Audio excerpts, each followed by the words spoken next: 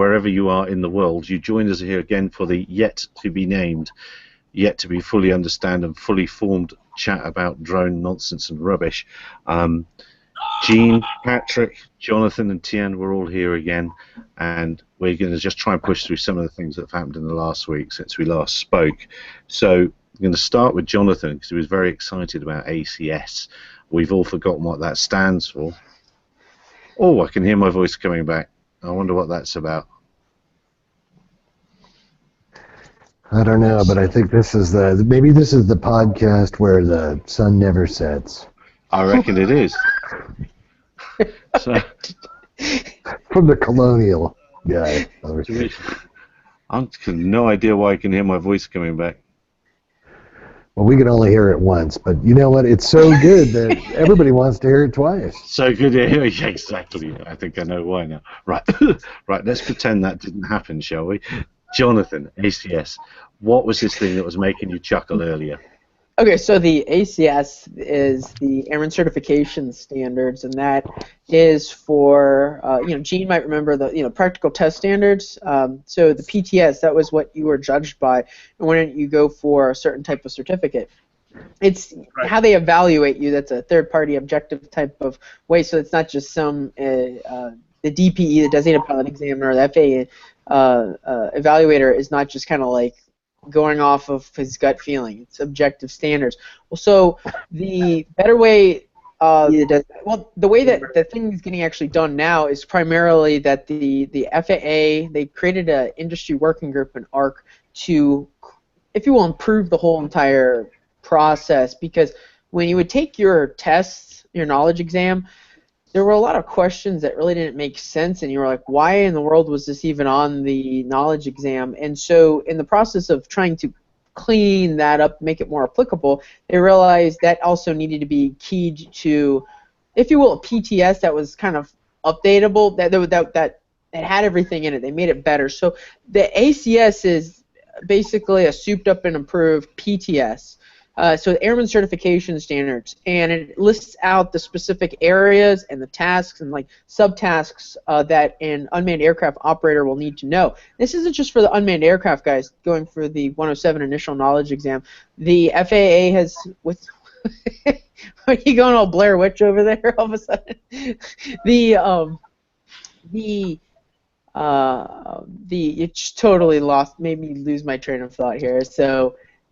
Well, you're just talking about standards, actual real standards. Right. So they have standards, and they've also rolled out an updated ACS for the private pilot for single engine land, and I believe also maybe multi-engine land. I don't remember off the top of my head. So they're trying to roll this out to all the other ratings and certificates and try to clean everything up. So what happened here recently is when 107 came out, some people might have noticed that there was a draft ACS that was released, and people went out and tried to develop study guides based upon that information. Well, the FAA actually published a final version of the ACS, and it differs in some areas significantly from the final version. So what's interesting is that there are at least Area 2 and Area 5 were actually increased. So Area 2 and 5 are going to make up around 50 to 75% of the overall exam now. And what do those areas, what are they? Reading sectionals, operations near airports, those are pretty much kind of the better way to conceptualize that. So Area 2 and Area 5 would probably be where you'd want to focus the bulk of your study time on. Because what happened before is everyone they weren't really seeing that as really important, because the draft version was emphasizing, it was like 8 to 15% was airspace, like reading sectionals and stuff like that, and then it was increased 15 to 25%, and then Area 5 was actually increased to 35 to 45% of the test. So that was kind of one interesting thing there, and there was a bunch of things that they added, they amended, and also deleted. So that was kind of interesting going through all of that. The FAA also did the same thing for the 40 questions. I don't know if anyone caught that. The FAA released 40 sample questions for the Part 107 exam. Yeah. Well, what was interesting is they actually updated that document also. Okay, and when they updated that, they didn't catch that the ACS was updated as well. So it's wrong. So that was another interesting point. But and then there was one question that was released additionally. So there's 41 total sample questions now. There's one released in the FAA study guide that Peter Sachs posted around the internet just yesterday. So that's kind of All the right, new things going on. So the bottom line is what you're saying is I should get my mom's money back for that study guide I ordered. Well, I mean, it's going to be. I mean, the probably a lot of the material is still accurate. It's just determining now more where you should emphasize the amount of, spend more time on. That's really been heavily clarified now with the with the percentages that were released in the final. Now, I also think that they are going to update that ACS again, because when I was going through the questions that were in the 40 questions, there was one question in there that was talking about density altitude, and there was no real way to kind of put that back to the ACS. So the only questions you're going to receive on the knowledge exam are questions that are grounded in the ACS. And since that question, which was a good question, I think very applicable, wasn't rooted in any decent ACS, that means they're going to have to update it. Like, there's no theory there's no principles of flight aerodynamics being discussed in the ACS. So I think that's going to change as time goes on here. Maybe the ACS might get updated here before August the 29th, or maybe they might do it a little bit right after. But it's going to have to get updated. There's some gaps that need closing in. Wow. Wow, as it's a new system, I guess it's not surprising really that some things are going to fall through the gaps and stuff like that. It strikes me that there's not as much noise out there as I would have expected before August 29th and the Great Gold Rush. It seems amazing that the industry isn't a little more buoyant and bubbling. I don't know. Is anyone else thinking that? I think I think that, come August 29th here, there may be a little reprieve, because I don't know that the FAA is going to have everything up and running and where they could just throw the switch and it goes live. But really, for the droners, I think it's put up or shut up.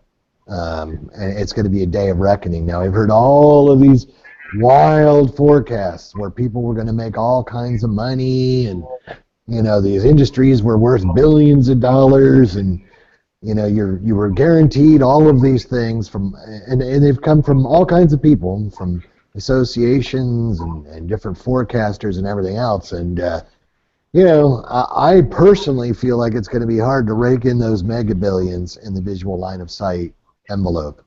And as I had said even before this thing kicked off, a lot of people were thinking that there would be provisions to fly beyond visual line of sight in 107, and so I don't know. I think it's a day of reckoning. What other folks think?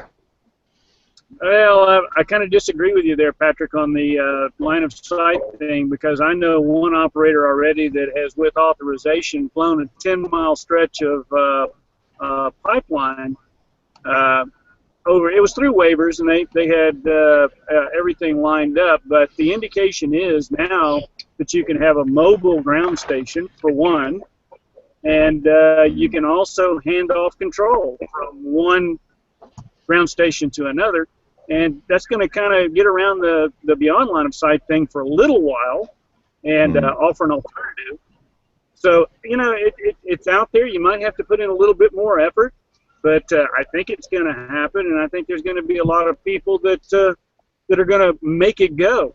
And, Jonathan, to your point, when I took my test, I'm a Part 61er, so, the day that the website came live, I jumped on it, and, it's a random selection of questions that you get, and I was surprised because mine was almost all over the sectional, which really kind of was a big surprise for me, because one of my other firefighter friends took it, and he said it was completely on something else.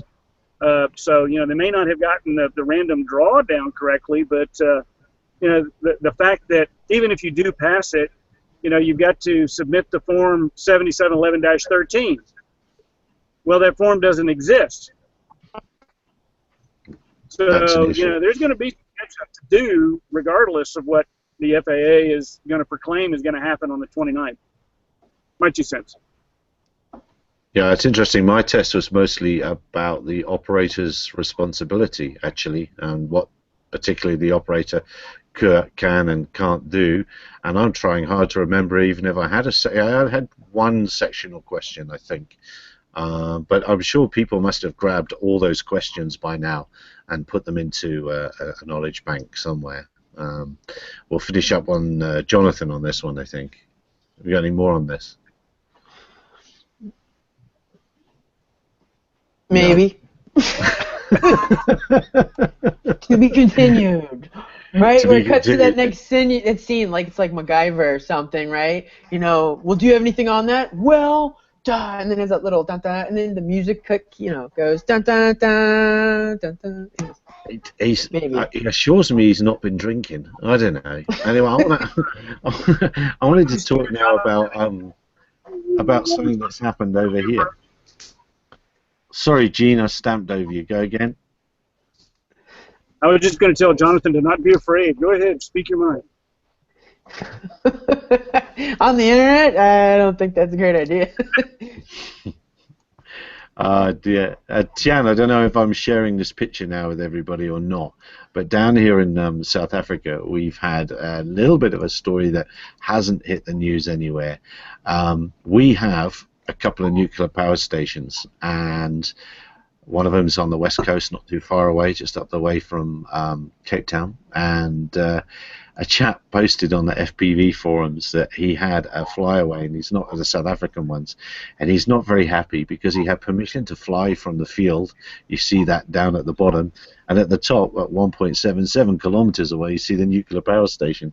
And when his craft went up and hit the side of the power station, or went over the fence and landed over there, having flown away, the police took it away, and now he's kicking and going, and it's not fair, throwing toys out the cop.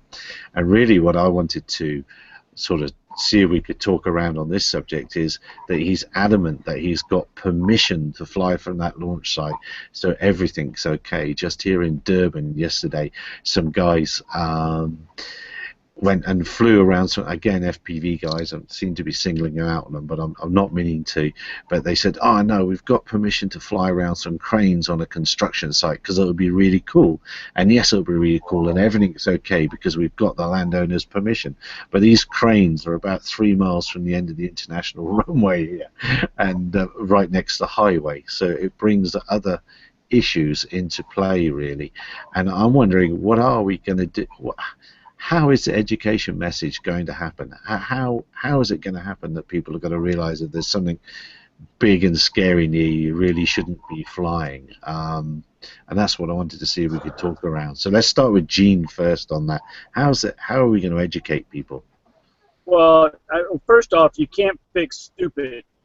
You know, if you've got big moving machinery and things that will hurt people, you probably shouldn't be flying around it unless you really know what you're doing.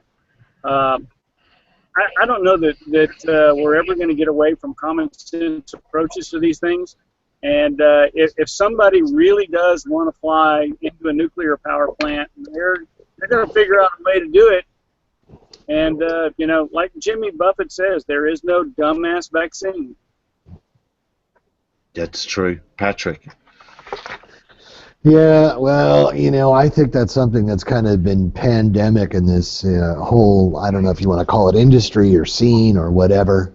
But you know, here in the United States, when the FAA did their policy clarification, all of the aviation people kind of took like a step back, and it just left people to kind of flood into this thing that didn't really realize that this was aviation, or that there was a airspace system, or that there were other users, or that there were other rules, and they just kind of on doing their own thing, and I'm innovating.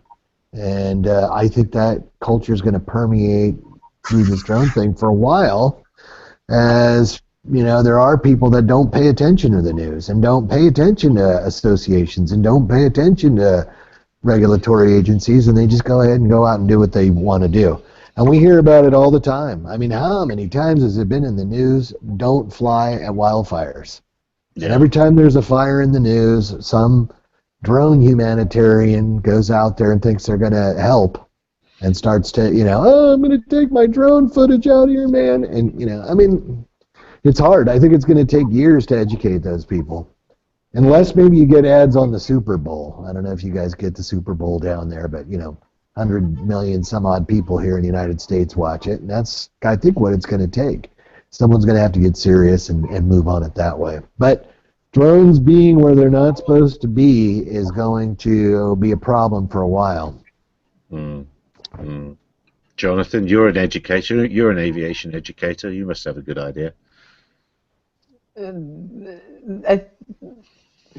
There needs to be more education on that on the part of the FAA in regards to when they're actually going after people and doing enforcement actions. There has been a great amount of just silence on the FAA's part. I know that they've been saying, hey, don't do this, we can come after you, but they've actually not really done so much in regards to actually publicizing the individuals they're going after. So, Jason from Motherboard, he FOIA'd some of the enforcement actions that were going on, and the FAA ended up turning over a bunch of documents, and there was 23 cases that were going on in there. What was interesting is I knew about other cases that were going on that were not in there, so I was like, okay, something's weird going on here, because they ended up having a bunch from the eastern, they had some was Midwest, and some in the southern, but there was like nothing in the other regions. And I knew there were other ones going on, so I'm like, what's going on here? And so, and especially when you look at the file directories at these, where the enforcement actions are, like, they put the files in their common directory, it would seem like it would be easy to just go in there and take those files and be able to understand how many are actually going on overall in the United States.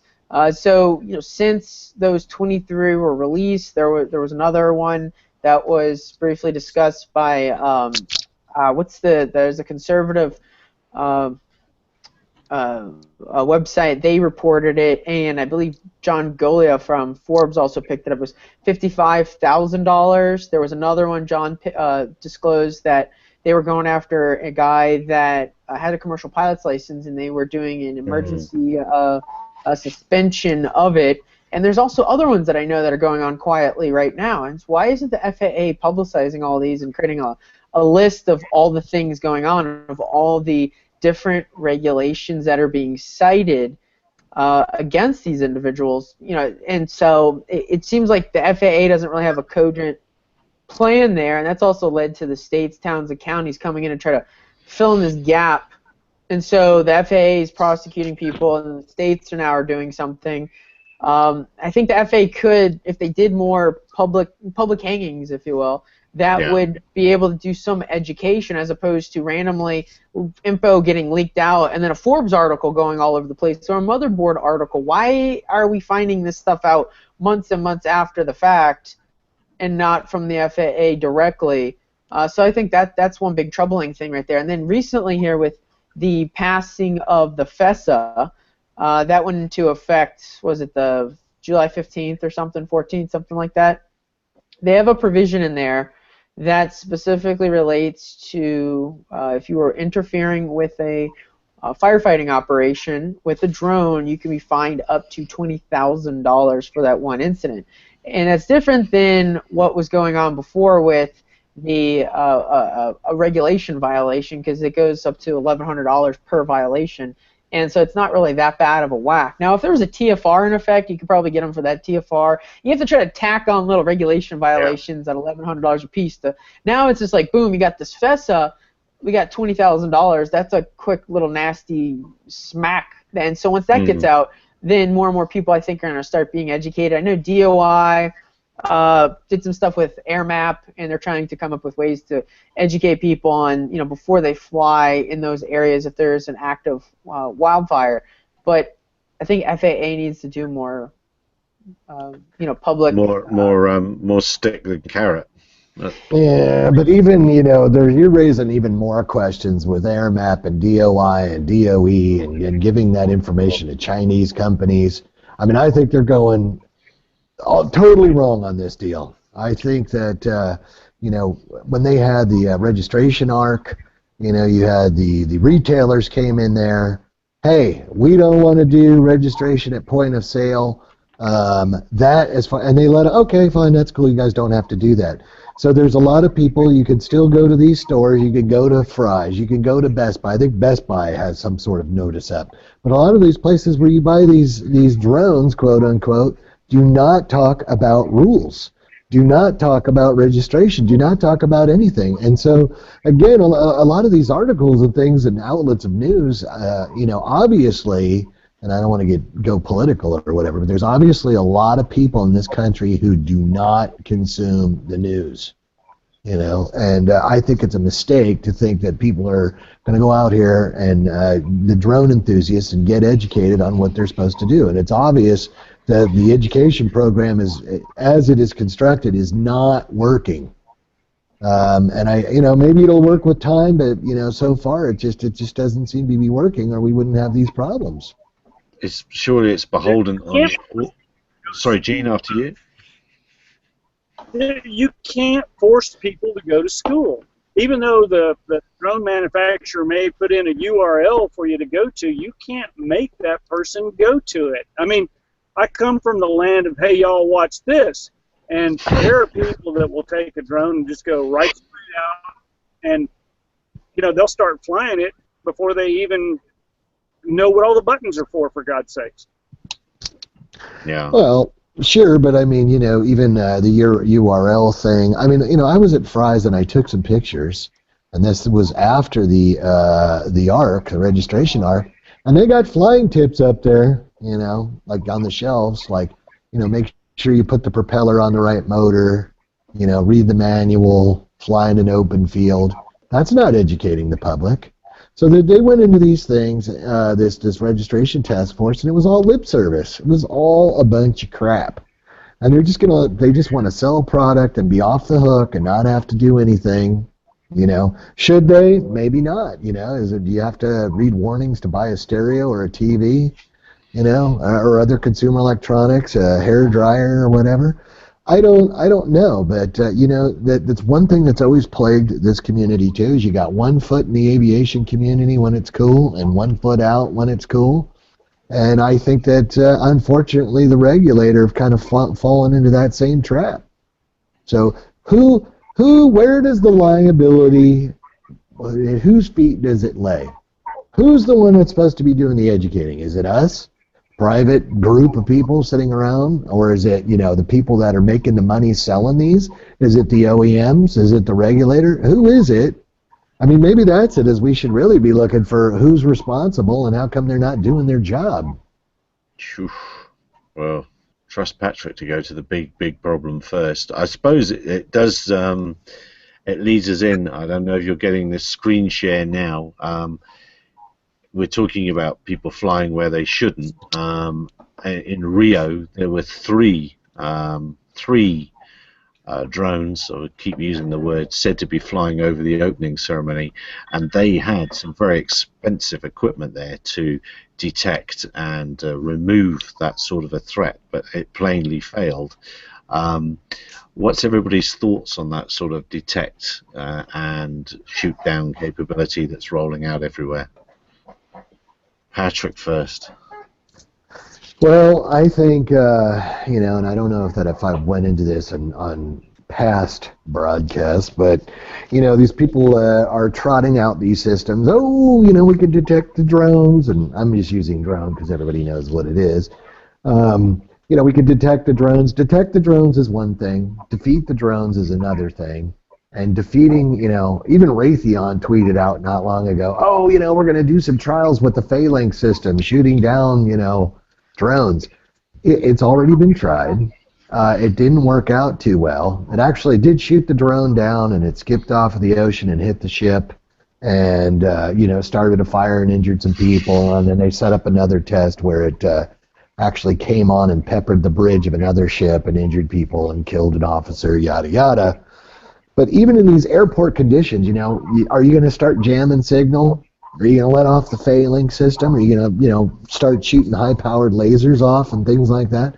I don't think that's very realistic. Yeah, I think Go Sorry, ahead. sorry, Patrick. To my mind, they probably did detect those systems, and they probably had a good idea which way they came from. But they didn't want to disrupt them, because that would have meant they fell right in the crowd. So they were stuck in a situation straight away. And then as soon as the things ducked below rooftop height, then unless they had their sensor network spread very wide and in the low-level stuff, then effectively they're gone. So I think they came up with the first problem. You know, if you're going to shoot them down by disrupting their C2 link, where are you going to shoot them down? How are you going to do that? How are you going to define it to avoid injuring other people?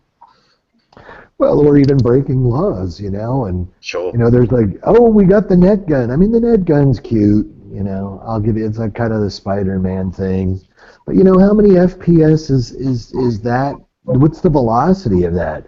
And I talked to another government group, and that's not. I mean, that's an intelligence threat when you have like a consumer drone sitting out there. And I don't want to go too far down the path, but I think it's going to be a little ways before we have, let's say, viable defeat systems. And your point, Gary, is very valid. Where are you going to put this thing down? Who's under it? Yeah, well, the net gun thing was very interesting at Farnborough, because in the UK, obviously, you can't just carry firearms, and a lot of people, when we were discussing it, were saying, well, the trouble is, you give this guy to your security, hand it to your security guy, and he's got to be weapons trained in the UK, and then he's got to be authorized to use it, and this and that and the other. So that was a huge palaver just to roll out the net guns. They'd be pretty much a non-starter in most of Europe without some expensive training. But we haven't heard about from Gene on this point, the shoot-down threats. I think it's interesting to note that Utah has actually passed a law that allows to take out drones by any means necessary. Now, Jonathan, I'm sure you can probably jump all over this one, because if the sheriff breaks out his shotgun and starts shooting at drones, it's going to land somewhere, and the pellets are going to land somewhere. The bullet could land somewhere. I think it's interesting to note that they at least took that step to try to protect their first responders, and I commend it. Whether it was wise or not, probably wasn't well thought out. And another thing that, as you were talking about the Rio situation and the stadium that it was in, it could have been a CDL. It could have been a concealed drone in there. Somebody could have walked in with it in their coat, and they could have launched it from inside the thing, because look at how small they're getting. So, it could have gone in under the net, so to speak. So, we're going to be dealing with a lot more disruptive aspects of this technology as we move into it. As it gets smaller and faster and lighter and more capabilities, it's going to be a given. I think it's kind of exciting, but it's going to be pretty difficult to try to interdict safely, unless you have a net gun that can snatch them up and carry them away and land in a safe place. And somebody's probably already working on that. Well, didn't the Japanese have some deal where they had a drone that carries a net around? And I mean, I want to see that at speed. That would be like straight out of, some comedy show. I wanted to use Benny Hill as an example, but I think the drone would have its clothes on. I was thinking it'd be a reenactment of like a Planet of the Apes with drones or something like that, So, there's the whole issue. It's an aircraft, so therefore it's protected by federal statute. You shouldn't be interfering with an aircraft, so there's that big issue, and the FAA recognizes that, but then for purposes of trying to get certain people that want to mess with drone operators. They don't really deal with that, it seems like, as much. So, there's that big issue. Shooting down a drone, you're shooting down an aircraft that is federally protected. Then, even if the states give you that right, that's a clash of the state told you yes, but then the feds told you no. So maybe the states don't prosecute you, but then the feds do prosecute you. Are the states then going to intervene and then try to represent you in a federal prosecution or something? Who's going to pay your bills? I mean, practically, like, how is Yeah. that going to... I mean, everybody at the end of the day, and especially on Facebook, loves to talk about the law and principles, but nobody wants to do anything. It's just like, do you really want to be the guy that shoots down the drone and then has to be subjected to all of the not funness that's just going to come down the pike on you? And there's also another interesting point about that is if you're in Utah and you're shooting down a drone, I mean, who's going to find out? I mean, maybe the drone just went out, you know, I mean, right? There's going to be, people could probably get away with it for quite a while.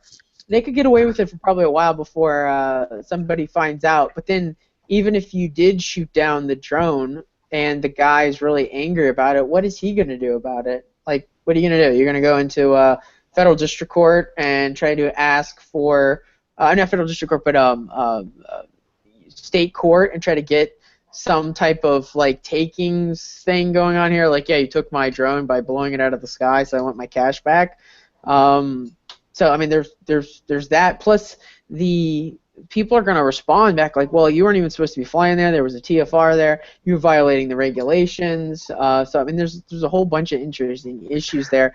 If they're jamming, that's a whole other set of problems right there with the FCC, because you can't jam unless you are properly certificated in your federal entity or contracting or something like that for a federal entity. But it's only the feds, not the states. So that's a problem if you're like Utah, you know, state, police, fire department, whatever. How are you getting your hands on this equipment to jam? And so now you're breaking federal law by jamming to interfere with an aircraft. So now you're breaking federal with the FCC and now the FAA.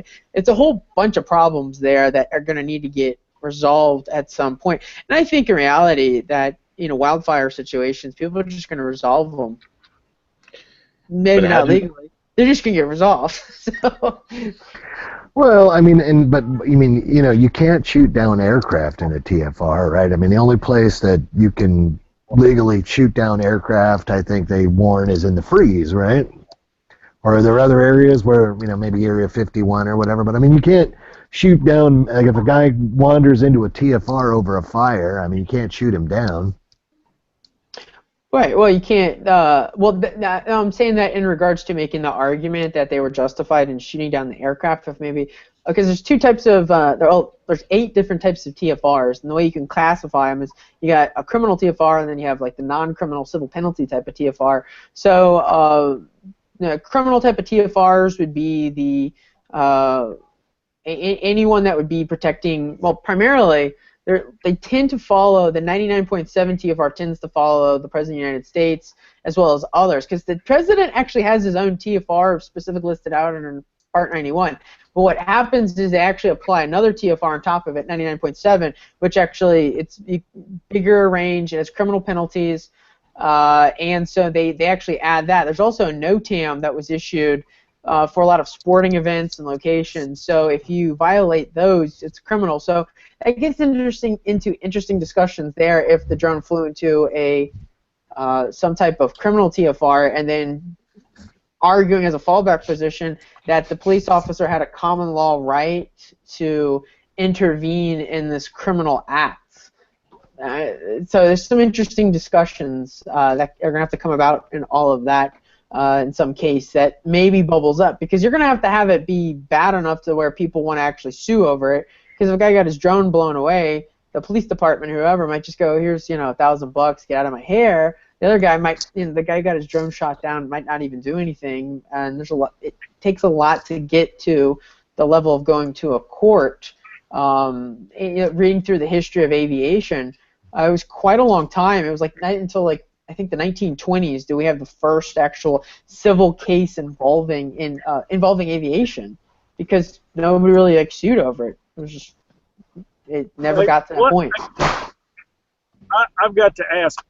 I've been involved with a lot of TFRs, and I've put a lot of TFRs up, and I don't recall that there was ever one that didn't get busted, and didn't get busted on multiple occasions.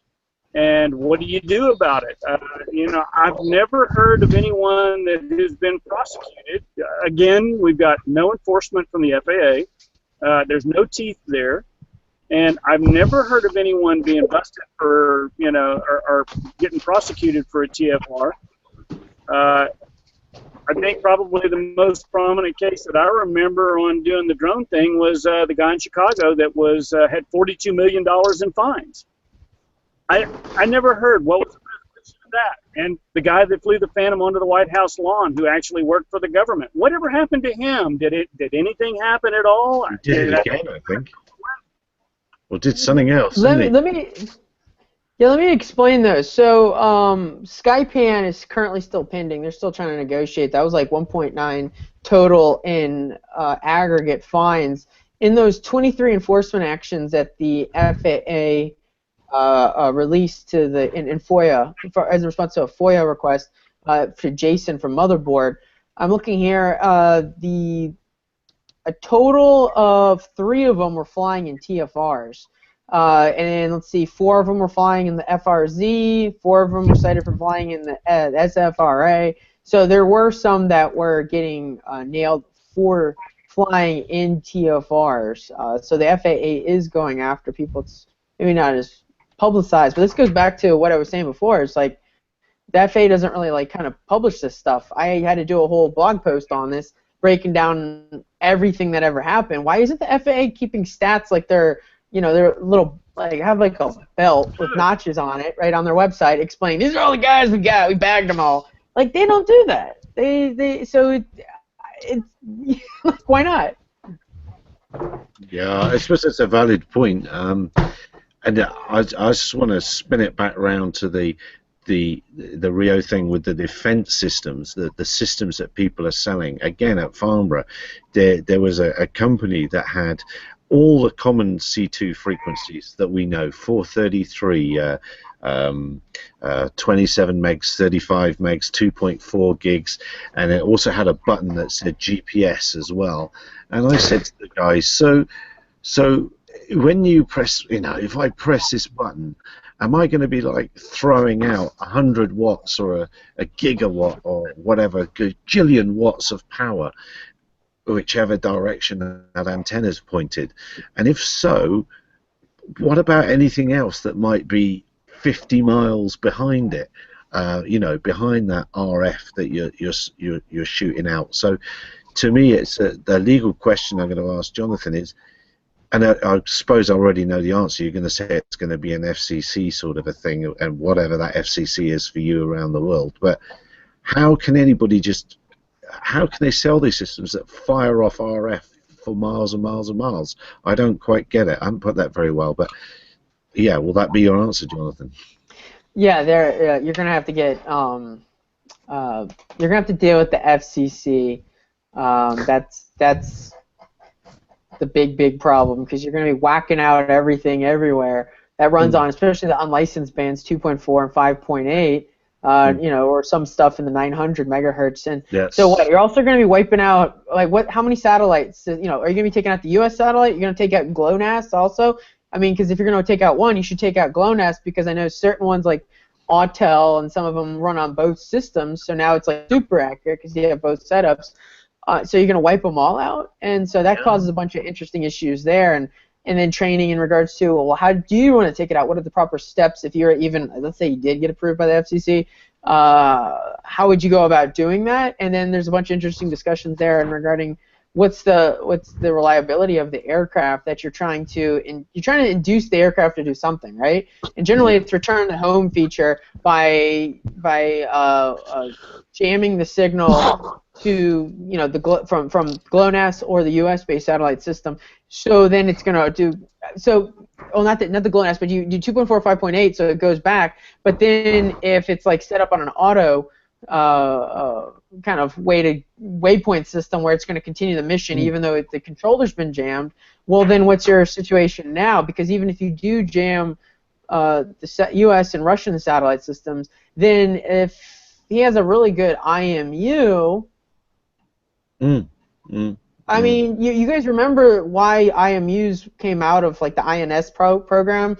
You remember what the INS program was originally developed because of Cold War, the U.S. dealing with the Russians, and so the U.S. we were the guys that originally had the satellite system, and so if we were to destabilize that intentionally so the Russians couldn't use it, then we would have the INS system on each of the aircraft that was very accurate, so you could go and attack Russian targets in event of the GPS being out. So if we have IMUs now in all of our drones, then guys, like, we don't really actually need to have the controller take out, and then you could just program in such a way as the IMUs carry out the mission.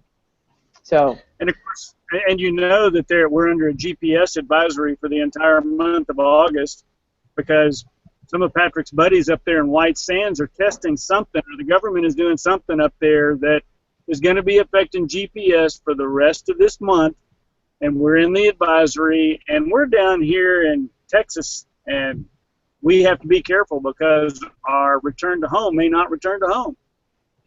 But I think it's pretty much standard now that everyone uses like M8Ns and higher, which is GPS, GNSS. You know, does everything. So there's ways around that. But we'll round that one up. I think personally, I think they probably knew those aircraft were in the sky by the stadium, and they didn't want to shoot them down because they didn't have a plan for the consequences of what would happen if they did that. And it reminded me we can round one more of they should not have been there. Another flying story that happened today. A little bit sad in some ways. Hopefully it's sharing up the picture now. In London, yet another prison smuggling exercise by somebody. As you can see, they flew from the park down on the bottom of the field, Wandsworth Prison. Well, we don't know that they flew there actually, but what we do know is that the police at about 3:30 this morning gave chase to a car. That car crashed, and a lady passenger passed away, and the young man's critical. So this certainly, I think I said it last time, but this is definitely, and I don't know why it's not reported more, but it seems like drone deliveries to prisons is the drone delivery service of the future that's working now and is with us now. But this is, joking aside, this is exactly why people want the shoot down systems, and this is where they're going to be ending up. And yeah, I do worry about what's going to happen to other services all the way around it. I don't know if anyone's got anything to say about this one. Well, it's actually important because the National Institute of Corrections actually reached out to me to be on a panel to discuss drone technology around prisons. So it's on their radar, and it is a big problem. I've noticed quite a few things popping up in the news where people are trying to deliver contraband to people in prisons using a drone. Well, don't they know that's against the law? Well, I mean, criminals generally don't care about what's against the law because it's part of their, part of their plan is that they're not getting caught. So, I mean, there's your weak link right there. You're just like that. I know, but then didn't they get the, you're supposed to be like certified from your CAA and file stuff like. I mean, the people that believe in that are the same people that believe, there's like signs that says like gun-free zone actually works. It's like, it's a sign. Well, that's a whole nother kettle of ball games. Let's not go there. Well, I think there might be a big comeback for barrage balloons, Gary. Well, as I said when I wrote about it, we used to have big sewage works at the other side of the airfield when I was in the Air Force years ago, and the simple solution there was just tie fishing wire, and the seagulls used to go mad for it, and just tie fishing wire across the top, and no one see the fishing line, or the birds didn't see the fishing line, and once a few of them got caught up in there, then they weren't a problem anymore. So a net, I think, would be a reasonable solution. I think there's low-tech solutions out of this issue, and I don't, well, sort of the Silicon Valley rush to do it in the most expensive way as ever, isn't it? Yeah, but I think that might be because there was always one thing that I liked about lighter than air is there's an overt presence of having something in the air. So obviously, if you have like some sort of open air thing and there's barrage balloons around it with nets, people probably figure, hey, they don't want us here or something. You never know. Some folks are dense, but there's your stock tip for this week. Barrage balloons are going to make a big comeback. Oh, that'll be great. That's right up my street. Now, what else are we going to talk about that I didn't understand today? I know what I didn't understand today. And the CEO has reached out to me, and he's going to help me understand it. But again, actually, it's the same subject, isn't it? I've only just realized it. This time, it's helping the RPA avoid where people are by mapping where people are in real time and then changing the flight path accordingly. I didn't understand it because at some point you're gonna need to fly over. You're gonna run out of fuel if you keep diverting all over the place to make your deliveries. You're gonna run out of fuel. And this also speaks to insurance and how they're rushing. Everyone's rushing to insurers. I know this is the sort of thing you're going to have an opinion on, Patrick. So let's jump straight to you. Well, it seems like this industry, another thing I've noticed in the, let's say, maybe last year, is that in any segment of the drone business that appears to be making money, it seems like everyone kind of pivots into that space. And we're starting to see that with the insurance thing, and there was an app where you can buy insurance by the hour, and you know, I don't know what happens when your hour runs up. Do you have to hurry up and land? Is there an audible alarm? I don't know. That is very different from the way I know that insurance works, but I am seeing more companies are getting into that insurance world. And I know that that's a highly regulated field. That'll be interesting to see, but on that also, I'm kind of jumping ahead, but you know, I also wanted to talk about the satellite imagery and people offering those services. No, we'll talk about that as well. Does anyone else want to say anything about rerouting drones on their way somewhere? No, nobody does. All right, so I noticed this week that Precision Hawk have started selling satellite imagery as well. Now, several times I have said satellite imagery is going to come and take some of this industry's lunch, and I think it's well on the way. And Precision Hawk are pretty clued up folks, so for them to do it, it must mean something's in the air, no pun intended. And Gene, I think when we spoke about this earlier, you said you'd also heard another service provider is going to be jumping into this market. Maybe you could go through that a little bit. Yeah, you know, one of the big things that everybody's trying to get drones into is the mapping end of it, for mining and for crops and for everything else. And I think everybody knows that the ability of satellites to capture some very, very good images down to some very good resolution has been around for a while. Obviously, the government keeps it to themselves, but more and more of that is being released. And Esri, who is the company that deals and has probably done more for the GIS industry than anything else, now has announced that they are going to be able to marry data and merge data from disparate sources such as satellites, drones, using still imagery, using video, and you can use that aggregation to come up with some very, very high resolution imagery. So there's a commercial player right there that is saying we can do this, and I think it's going to be pretty commonplace. And you're right. I think, Gary, when you mentioned that the satellite end of it could take a big bite out of it, and out of the drone industry, but only if they start releasing the resolutions that we can get, you know, the 1-inch resolutions that we're seeing when we do our drone flights and start the mapping. Patrick?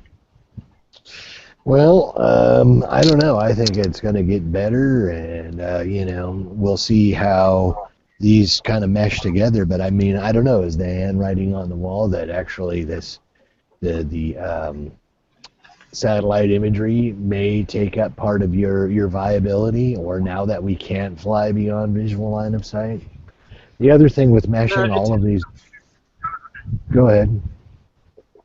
It's going to be just all part of the enhancement. I don't think it's going to, you know, take away one from the other. It's going to be a marriage, and it's going to be everybody's using all of it to get the imagery that they want.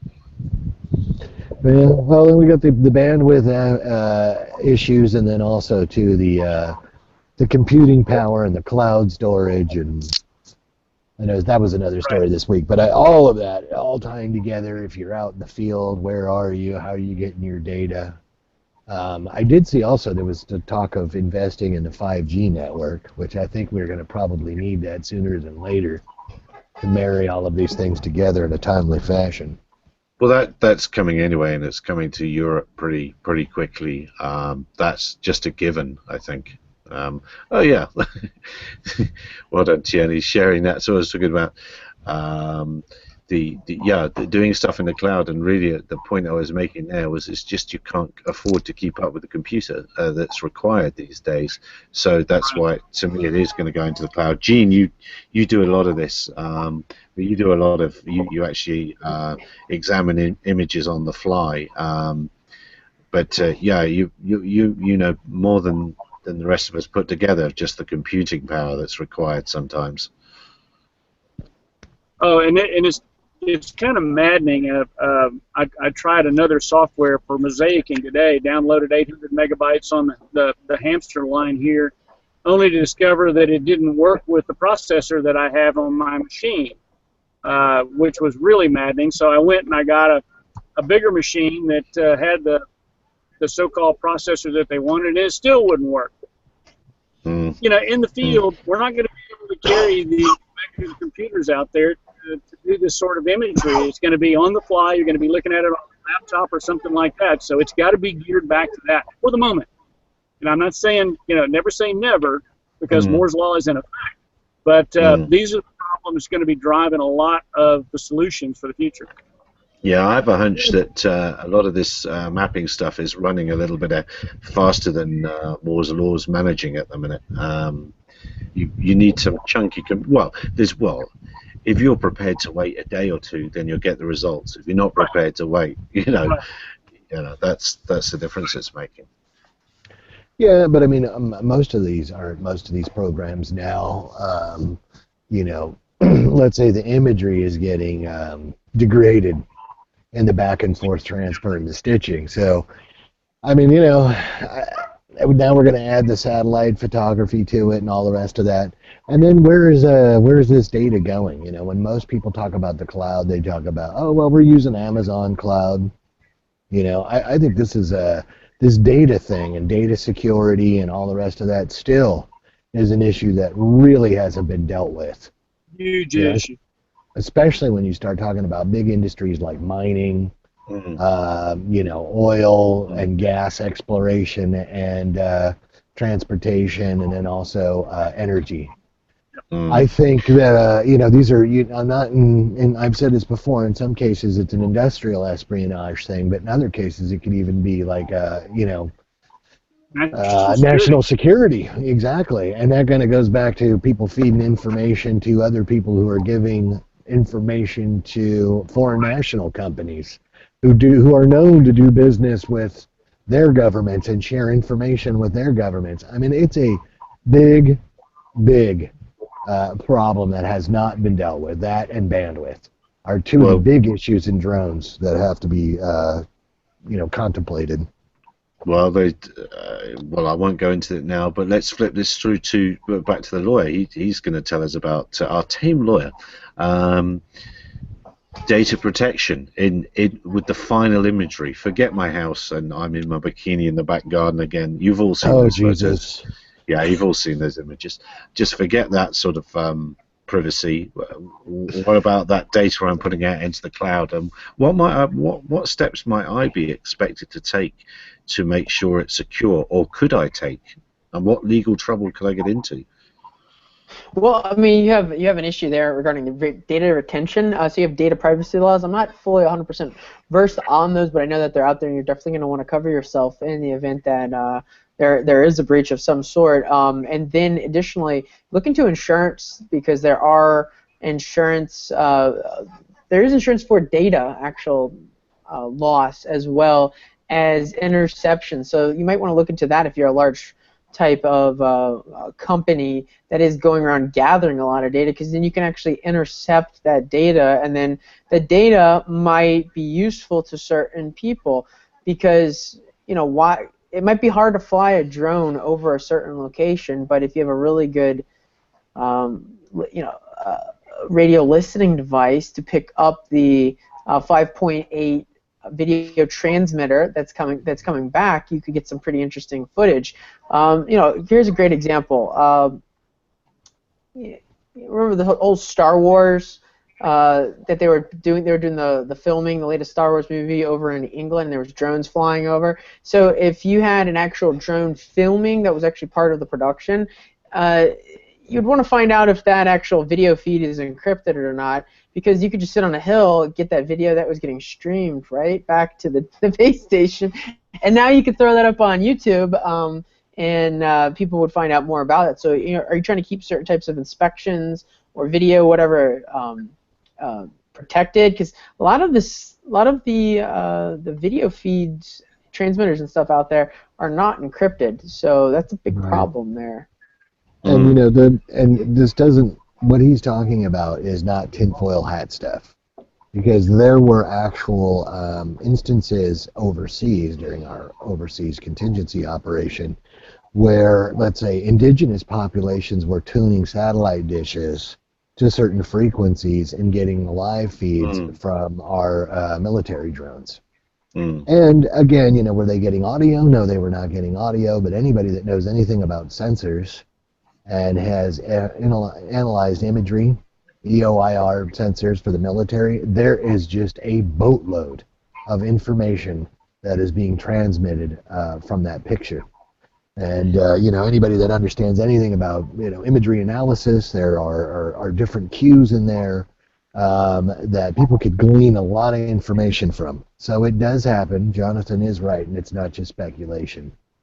And funny you should mention that Star Wars example. I know that some bits have been refilmed recently for the next one, and they were done at a different airfield location in southern England. And I know two things. I know that nerdily, that the guy who makes the Darth Vader helmets tweeted that he was staying at a particular location, and that meant that real Star Wars fans knew that there's going to be another Darth Vader in this next one with a new helmet.